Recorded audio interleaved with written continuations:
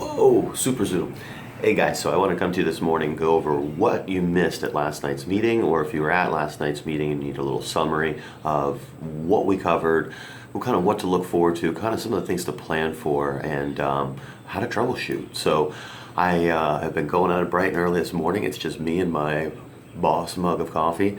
I had to wait till everybody was up in the neighborhood so I wouldn't wake people up, but here we go, coming to you live at early this morning with the sun breaking up right now, coming up over the horizon. So we got a nice little day coming. Very first thing that we talked about yesterday was don't be so hard on yourself. I feel like, I don't know if it's because they're feeling like you guys are letting me down or letting Shelly down or Gus down, but I feel like everybody's like so passionate, which is great, but they're so quick to judge, and either they're all in or all out, or they feel like they've let us down, or whatever it happens to be. But I feel like everybody's being a little bit overly hard on themselves. So let's try and back that off a little bit. We pointed out some different examples yesterday. The first time, a lot of people tried to squat or do a push-up or whatever. It didn't succeed. The second time probably didn't go as well, but it was a little better, and each time got better and better and stronger and stronger. So we want to use the same thing when we're applying any type of cleansing or intermittent fasting, which is what we're going to talk about today. So what we've been used to now at this point is doing our cleanse days, which is anywhere from 24 to 48 hours. And taking it with your Cleanse for Life and going through the normal cleansing protocol that we've had laid out for you. So what we want to talk about is some accelerated strategies of what you can do on a day-to-day basis and how you can actually incorporate intermittent fasting or a form of cleansing into your day-to-day more than just on your once a week or twice a month type cleanse days. So one of the things that I really tried to emphasize yesterday is I've done it the other way, guys. So I've done the contest dieting. We had a few people last night who have done the contest diets and the more strict programs that are out there. And it's hard, dieting, losing weight, kind of all that stuff is hard. So what this is, and what I want you to think of intermittent fasting is just as a tool. It's not a magic pill, it's not the end all be all, but it's just gonna be that tool to help get you to that next level. Just like it would be if you were counting your macronutrients and keeping track of your exact protein, carbs, and fats, and actually calculating it out and using MyFitnessPal. So you can be overly strict with calculating, but be looser with your foods, or you can do like this, which is taking breaks intermittently of eating throughout the week and not being as strict and calculated with your foods. So it's a way to use it towards an ends to a mean, or however you want to look at it. But it's a situation where intermittent fasting can be taken for the rest of your life, and you can apply these strategies and you can always use it. Where, for instance, maybe like Weight Watchers counting points or taking carbs away on an Atkins diet or something like that isn't really feasible, because you still want to eat these foods. The cravings aren't going to go away, so you got to satisfy those. So what we talked about, I went over the 4 most common types of intermittent fasting that are out there. I read research articles going all the way back from 2009 up until this past February of just successes and failures and some pros and cons and everything to this. And I wanted to report back kind of the synopsis or the summary of everything that I went through. So one of the programs is called Lean Gains. The main thing with that is just every single day, women fast for 14 hours, men will fast for 16 hours. And the best way to do that is, say you take 2 hours before you go to sleep each night, then you have your 8 hours that you sleep throughout the night or however long you sleep, and then you would take your first, say, 4 to 5 hours throughout the morning, and that would be your break from eating.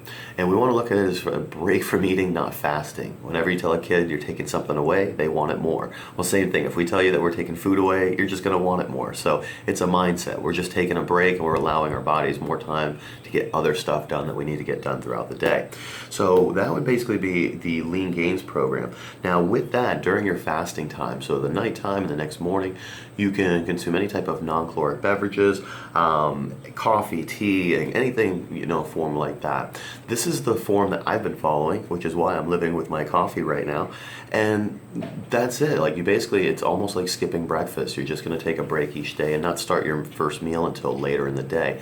Now, the way I've set it up, because we have later evenings and our days are a little more spread out, I've tried to wait until about 2 or 3 o'clock each day to have my first meal, and then I'll eat over 8 hours. So instead of taking all your meals throughout the whole day and spreading them out over a long time, you're eating the same amount of meals, same amount of food, but you're eating it in a shorter window of time.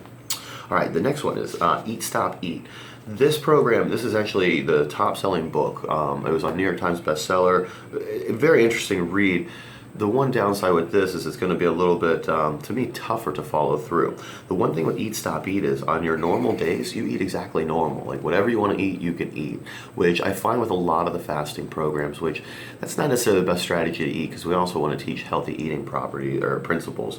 But the one thing with Eat Stop Eat is basically twice a week, once or twice a week, you take a 24-hour break from eating. So when you look at that, that's similar to how we did a cleanse day. So you say you start, you eat all your meals, breakfast, say mid-morning snack and a lunch, and you stop food at around 2 or 3 o'clock on Wednesday, then you would just pick right back up at Thursday at 2 or 3 o'clock, have a meal replacement shake, have your dinner, have a snack at night, but you would basically just be taking an afternoon off and a morning off from eating and continuing that way, and that's your 24 hours. So once or twice a week of doing that, and then every other day you eat normal. The next one that we talked about was the warrior diet. The warrior diet's a little bit different. Basically, 20 hours a day you are fasting, but you're really not with this one. It's a little bit more lax with some of the principles on it. And basically, you can have fruit, vegetables, or nuts during your 20 hours of fasting, but what you're trying to do is consume your largest meal in the evening. So what you're doing is basically taking the normal evolution of like when you eat and you start to get relaxed and get sleepy, they're trying to use that wave pattern of kind of how your body responds to stuff. So while you're most active in the day, you're kind of nibbling but not eating too much. You have one feast kind of towards the night. The only rules with this one is that they have you eat your protein and fats first. Your vegetables first, your protein and fats second, and then if you're still hungry, that's when you'd implement carbs. So a little bit different as far as on that program, but it might work for some of our busier gentlemen or anything like that, but as far as like on a regular basis, I don't think the warrior diet is a typical one to follow. Now, the one that's had the most success all across the whole country, New England Journal of Medicine actually published a recent study on this. It was February, and it was just featured on Dateline like 2 weeks ago. So what that one's called is the alternate day fasting. Basically one day, so say Monday, you eat your normal layout of caloric needs, so all your proteins, carbs, and fats, but then Tuesday you would drop all that down to 25%. So say you do 1,600 or 2,000 calories a day, you would drop that down to either 400 or 500 calories on alternating days.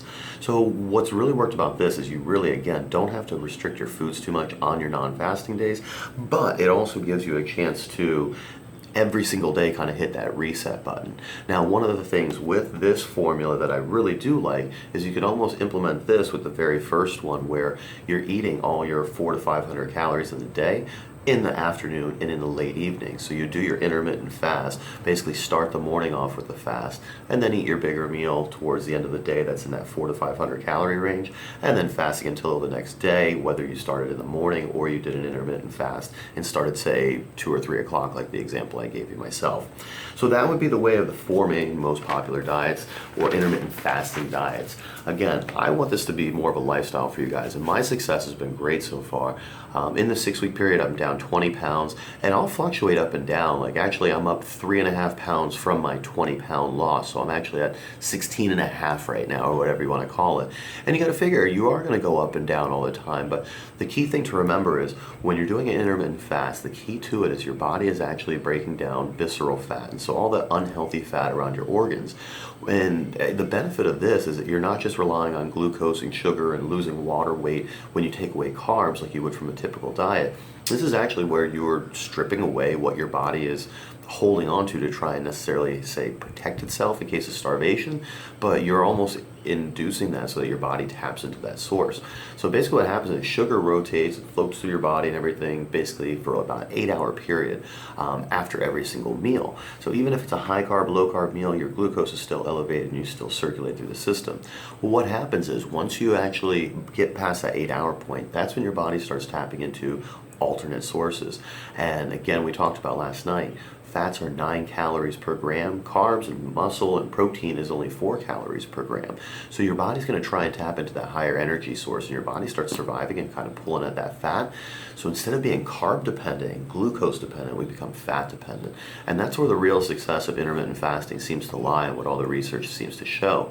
And it's really cool because normally on a typical diet, when you do come off your diet or you do eat normal again or whatever it is, you rebound and gain that weight back, and sometimes even more, which a lot of us have encountered. With intermittent fasting, basically the weight you lose outside of initial 2 or 3 pounds that you'll gain back when you reintroduce food, the weight you lose is the weight you lose. It's going to stay off of you. So use these strategies, use these implementation strategies to put it into your life that fits best for you. So everybody's not going to be perfect with this. Everybody's not going to have the perfect format, but you want to try and make what works best for you. So here are my tips. Drink lots of water. Fast overnight. Take a break from eating, not fasting. Make it so it's a change in mindset of what you're thinking of. Commit when you're busiest. I found on the days that I'm most active is the easiest to do the fasting. Work out on your fasting days. It's something that seems to have done really, really well for me and other people. You have clear focus. You just go right in, do your job. You're not focused on anything else except for just getting a great workout in. And lastly, set rules, but be flexible. Like, set your guidelines. If your goal is to fast until 3 o'clock that day, and by noon you have a lunch, you have something going on, eat. Who cares? Start back the next day. This is set up to be a lifestyle and a permanent weight loss program. So keep this going, and start back the next day. Start back the next day. If you want to have your cake and ice cream, go for it. But next day, start back over. So don't be too hard on yourself. Remember, this isn't a magic pill. This is a tool. The more you put into it, the more clean food you put in on your good times, the better results you're going to get. But just like with anything, the longer you commit, the more you commit and go head first and all in, the better results you're going to get. So I hope this helps. Hopefully this 11-minute and 20-second summary recaps what we went over in an hour yesterday, but gives you the tools and tips that you need to help. Lastly, I'll leave you with this. Make sure you message the three of us. Shelley, myself, and Gus, we're here to help you.